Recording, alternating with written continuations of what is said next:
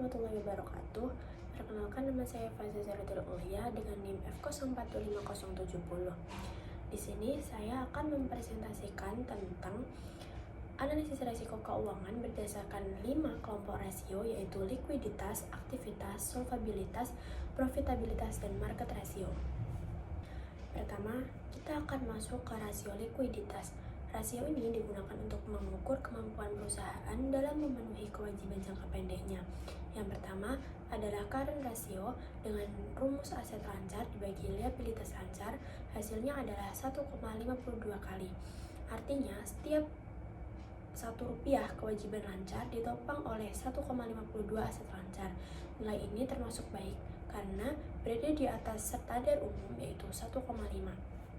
Selanjutnya adalah rasio aktivitas yang mengukur seberapa efisien perusahaan dalam mengelola asetnya.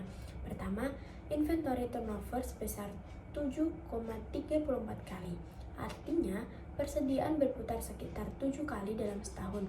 Kemudian dikonversi ke days inventory outstanding menjadi sekitar 49,7 hari, yang berarti rata-rata barang tersimpan sekitar 50 hari sebelum terjual.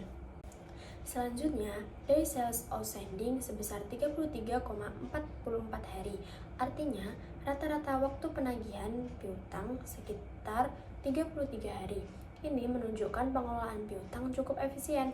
Untuk fixed asset turnover hasilnya 1,34 kali, yang berarti aset tetap cukup produktif dalam menghasilkan penjualan.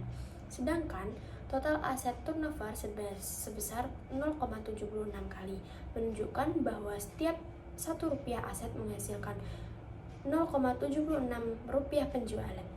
Kesimpulannya, aktivitas perusahaan tergolong cukup efisien meskipun masih bisa ditingkatkan terutama pada total asetnya.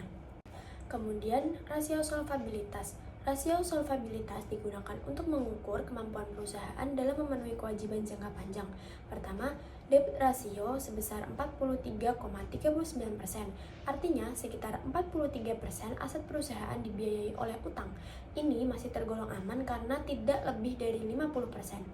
Kemudian, times interest earned sebesar 13,21 kali. Artinya, laba operasional mampu menutup beban bunga lebih dari 13 kali. Selanjutnya adalah rasio profitabilitas yang mengukur kemampuan perusahaan dalam menghasilkan laba. Pertama, return on asset atau ROA sebesar 7,78%, yang berarti setiap Rp1 aset menghasilkan laba sekitar Rp0,077. Kemudian return on equity atau ROE sebesar 16,50%, yang menunjukkan bahwa pengembalian kepada pemegang saham cukup tinggi.